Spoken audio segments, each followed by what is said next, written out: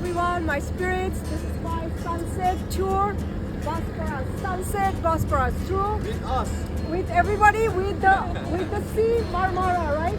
Yes, exactly. The sea ride, Marmara. Okay. How many seagulls, right? Oh my gosh, how many of them? Woo, look how many seagulls there. Beautiful. My gosh, welcoming you, all of you, to Istanbul. And this is great historical sea Marmara sunset tour. The Dolmabahce area because of the palace that we will see in a minute. We just passed the Dolmabahce Stadium, the stadium of Beşiktaş, one of the three big football clubs of Istanbul. Normally the stadiums are outside the city center, but this one was very old, they kept it here, it's very central. Last year there was an important game in Istanbul, the final. Now coming up on your left, you can see one of the most important buildings. This is the second imperial palace of the Ottoman Empire. The first one was the Topkapi Palace in the old town, and the sultans lived there for 400 years.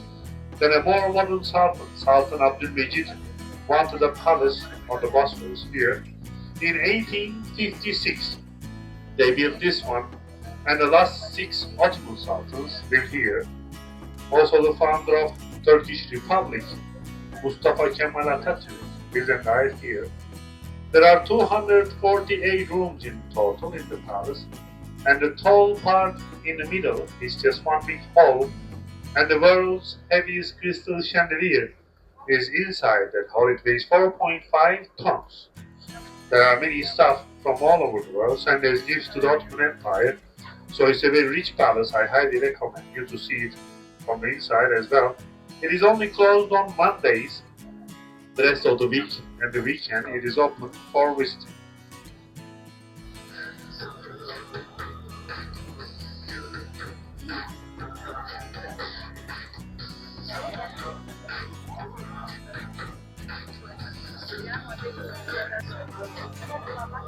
Thank you so much.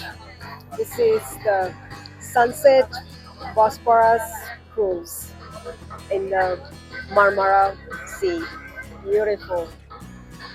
Truly, truly, you need to come to Istanbul. Just spectacular. And I love the Marmara Sea. You see the beauty, the birds, the snow, the waves. Oh my gosh, once in a lifetime. Paradox of beauty, unparalleled beauty. Wow, this is truly an amazing cruise, the sunset cruise, Bosporus sunset cruise. Thank you so much. Yeah.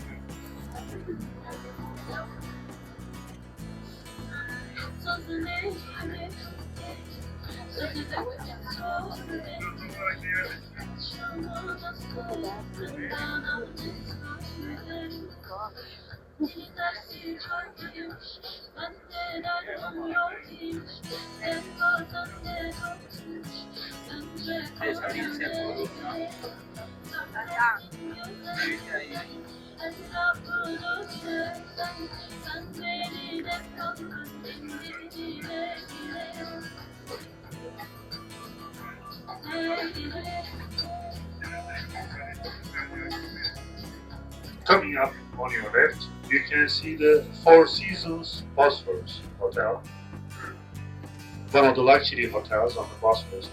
This building was also a palace during the Ottoman Empire. It was the palace of the Grand Vizier. Grand Vizier is like the Prime Minister today.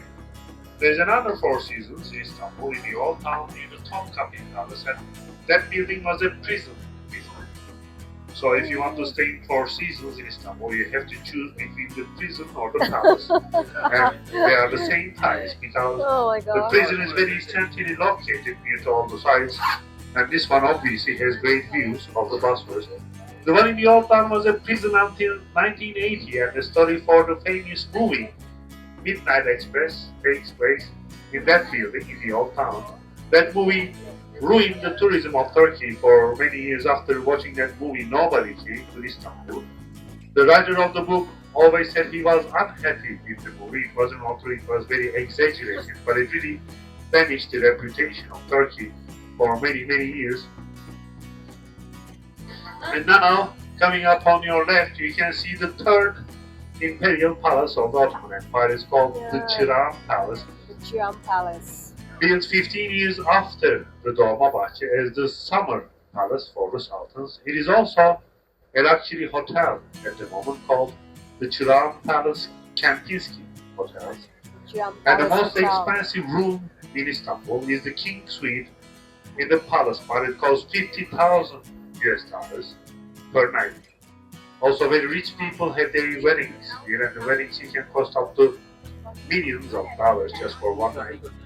All the palaces we have seen so far, and some we will see on the Aegean side, were all built in the 19th century by the architects in the same family. They were an Armenian family called the Balyan, and these buildings they built on the Bosporus are the symbols of the change in the architecture of Ottoman Empire from a classical era to a more European Baroque and Rococo styles. As you can see, the Çırağan Palace, so the buildings you will see on the Bosporus today are quite different than the ones you have seen all the time.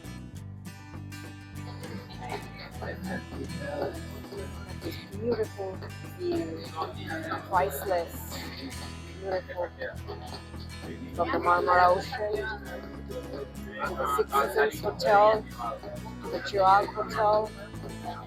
Wow, these were all built by the Ottoman empires. Beautiful.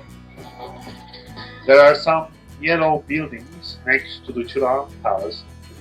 These buildings were the places where the servants and the guards of the sultans lived. Now it's an educational complex. There are a few high schools and a university. The building on the left with the three flags is the University of Galatasaray. You may be familiar with the word Galatasaray. It is the name of an area in Taksim and the name of the high school that is located there. And the football club Galatasaray was founded in that high school 120 years ago, even before the Republic. And this is a university here on the Bosporus. They are the most successful football club in Turkey. In the year 2000, they won the European Cup against the English team Arsenal and the Super Cup against the Spanish team Real Madrid. And last year, they won in England against Manchester United. But it's not a big news because last year, everybody beat Manchester United.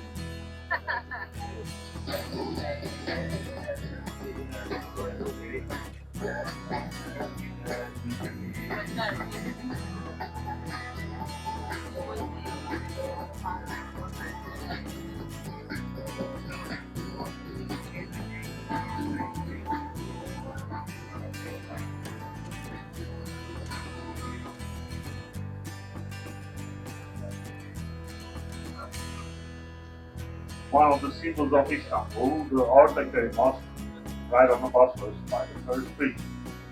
Wow. Again, from the 19th century by the Balyan family, this is a Baroque style mosque, different than the classical. The Baroque style mosque.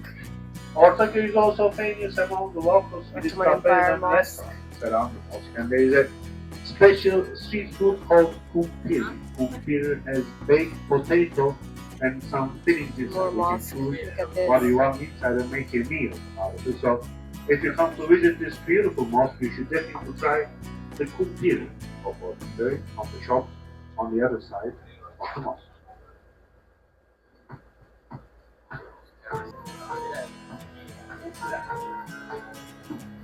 A beautiful mosque. Look at this, built by the Ottoman empires.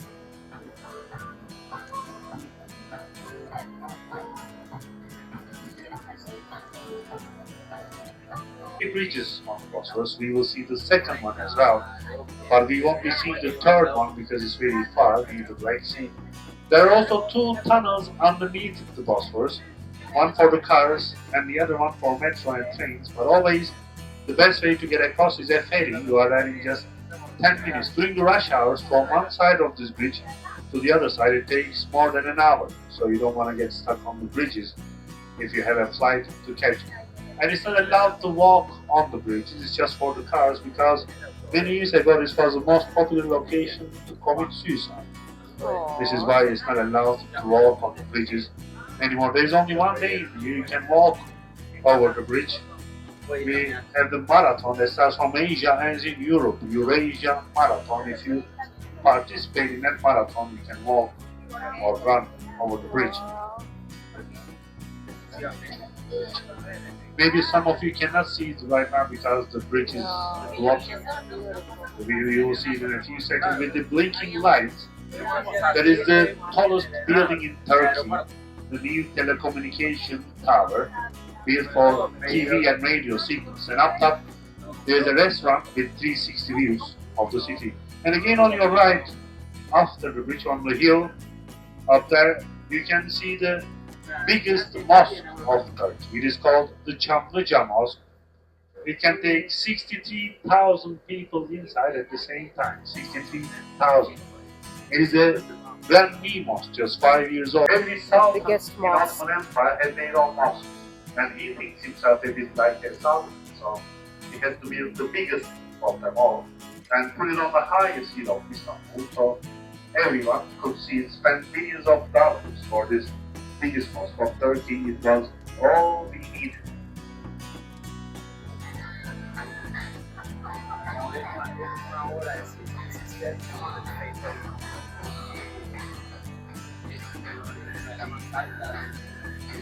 There are 6 minarets. Minarets, you can put a 6. This is why Erdogan put 6 to the new one. If it was 10, he would put 10. He likes to show off.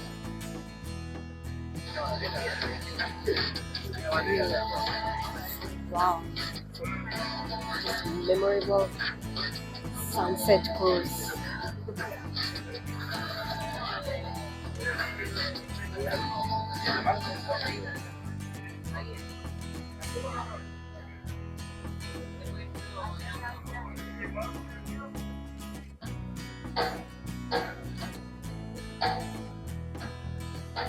Well, try to enjoy the view because in like 5-10 minutes you won't be able to see anything. So let me point out if there are some interesting things beforehand. In case we don't see it on the way back, coming up on the right side, you can see the military academy. Interesting experience for you.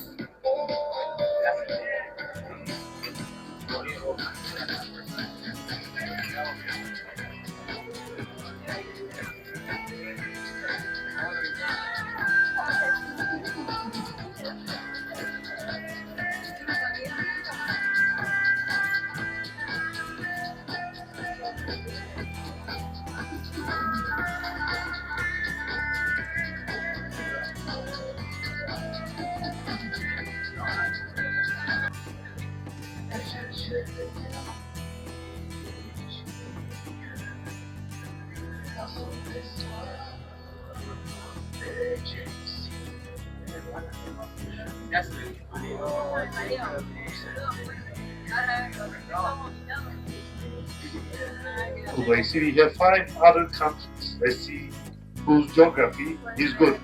Which countries we have on the north coast of the Black Sea? Not Azerbaijan. Russia, yes. Russia is one of them. Ukraine, yes, easy ones are gone. 3 more. Bulgaria, Romania, 1 more.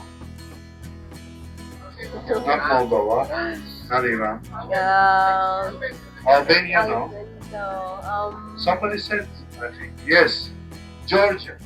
So it's Bulgaria, Romania, Ukraine, Russia, Georgia. If a ship from those countries